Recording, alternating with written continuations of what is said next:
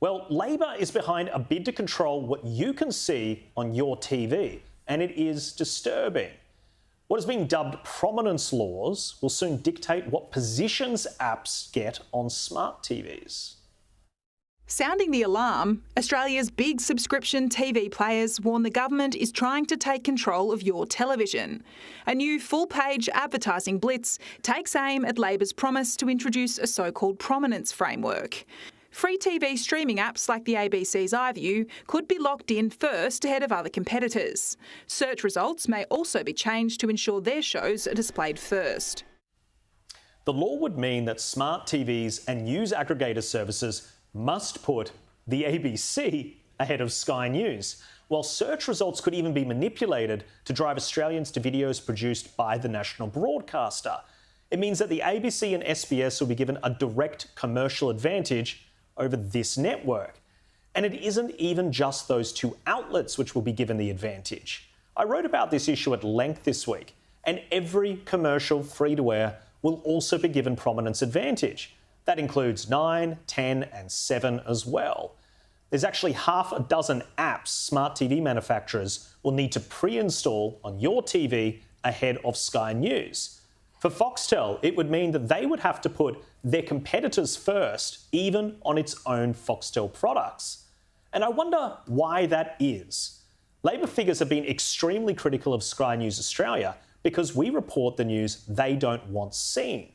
It is no wonder that former Labor leader Kevin Rudd was once the chair of an organisation which wanted to haul journalists at this network before a royal commission. He has since been made our ambassador to the US by his mate Anthony Albanese, but I imagine his views on Sky remain the same. Labor is obsessed with controlling narratives and stopping you from seeing the information you want. Now, whether it is the draconian misinformation bill or arbitrary rules around prominence, Labor is quickly emerging as an enemy to freedom. James, this whole thing to me looks like a massive stitch-up. Sky News is essentially the only news service which won't, it's the only Australian broadcast service which won't benefit from this. Why do you think this is? I think this is the anti-Sky News bill that Labor are trying to pull in. Look, it's disgusting and they don't like what we say and they're trying to configure ways in which the Australian public won't hear what we want to say because that'll benefit Labor. But here's why I'm still slightly optimistic, and I'm optimistic for the same reason that they are doing this, is because we are putting out a product that people want and they're scared of it. And they know that ABC, SBS are, more friendly media organisations, can't compete with us on a fair fight because we're better than them. That's why I'm a bit optimistic, because I think Australians are still going to want news, they're going to want what we talk about, and they are going to go that little extra mile to make sure they get it on the smart TVs. And the government can try and do these things like this, like the misinformation bill, to hide what we have to say, but the truth will get out, our product will get out because people want it and it's good. Yeah, look, I agree. I think you can't force people to consume a bad product. I think that's age-old truisms in business. You can put some certain apps ahead, doesn't necessarily they'll win in the market. I think another really interesting aspect of this legislation is the potential search manipulation. And Darren, I made a point in my article that James's father, Andrew, if you were to search Andrew Bolt in the app, it would prioritise, say, maybe Paul Barry making fun of him on Media Watch rather than somebody that wants to watch Andrew Bolt's content. That kind of algorithmic advantage, it's just straight up market manipulation. Yeah, it's pretty sinister, I must say. It's to elevate certain voices and broadcasters above others and state-funded broadcasters at that. I mean, unfortunately, it's yet another example in the Australian media market of the free-to-air networks being handed significant competitive advantages over pay TV. It's frankly astonishing that pay TV has had the success it's had, given the great advantages free-to-air television has. The licensing fees, the anti-siphoning lists, which allows them to air sports and games and events that pay television is not allowed access to.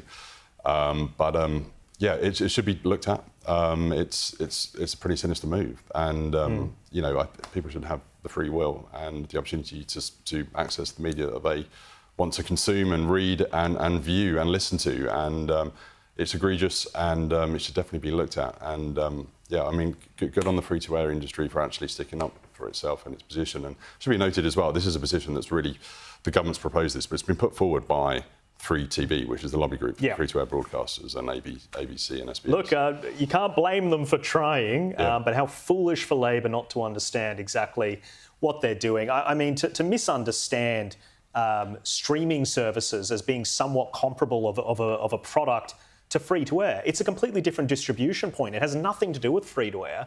And if they failed to actually adapt to the digital age, well, that's on them. It shouldn't be on Australians. They should not have their freedoms limited because of some inept media executives failing to adapt. But look, let's move on, because after a train wreck referendum for Prime Minister Anthony Albanese, he seems to have disappeared overseas, where he's doing the rounds with global leaders. It is a clever media tactic which will allow him to reset the discourse on his leadership. He can't face questions from a pesky press pack if only a handful of reporters can get access to him overseas. And of course, he seems to be enjoying every minute of the trip. I see on social media of China that there are many sharing of short videos about your trip to China, including the video of you running along the Huangpu River with a yellow jersey. People were saying that we have a handsome boy coming from Australia. President Xi relayed stories about his visits to Australia, including we had an exchange about. He spoke about the Tasmanian devils as being cute animals in Australia. I pointed out that whilst I like Tasmanian devils, they're probably not as cute as pandas. Well, James, what do you think about our handsome boy on the world stage? Sorry, let me get that down. So Tasmanian devils more cute than pandas. All right, cool. Just want to make sure. It's important stuff, isn't it? It's key stuff. It's critical, high-level talks. But this is the thing of just, you know, there was so much hype into it. It's like, oh, the wine industry's come back. All these other industries are coming back. And then it's like, okay, what'd you guys talk about? They saw me on TikTok and we talked about Kung Fu Panda. Like, it's just, you can't lead off with those two things if we want to take it seriously. And the other side of it is, Paul Murray made this point on his show earlier the week. Xi Jinping also met with Serbia, Cuba, and the Deputy President of South Africa on the same day he met with Australia. So for us, it's like this world-changing, oh my goodness, the entire relationship's changed. These are the major talks. And for Xi, it was like, this is my 2 o'clock and I need to be out by 2:30. So can we wrap this up, please? So just keeps you a bit humble. Yeah, I mean, it's interesting. From my point of view, I think it's great that we're getting some restoration of these trade ties. I think some of these industries, agriculture, the wine industries, they've been doing it really tough. And that is one really good thing that Penny Wong has done in her role. She has managed to defrost this relationship to our benefit. But what do you trade off? I mean, do you think Albanese is over there pushing the point about the origins of COVID-19 or the plight of the Uyghurs? Or is it all just sitting around talking about Tasmanian devils and how good looking he is? Yeah, it's a great point. I think it feels a bit like he's looking for another vanity project post The Voice. He's managed to change the narrative. He would probably argue they're talking again, which is a positive. But as you say, those short-term economic concessions that he may have got over the line, to the Americans at least anyway, could be sending quite a confusing message and may put sort of long-term strategic interests slightly at risk. So, we'll yet to see if it was a wise move. But agree, I mean, it also feels quite, some of these concessions feel quite small, and the bigger picture is kind of lost. And the cynic in me just thinks the timing has to be to reset that devastating loss for him. Because the conversation's now shifted. No matter what you think about China relations, it's not about The Voice anymore. And that's kind of what he needed to do.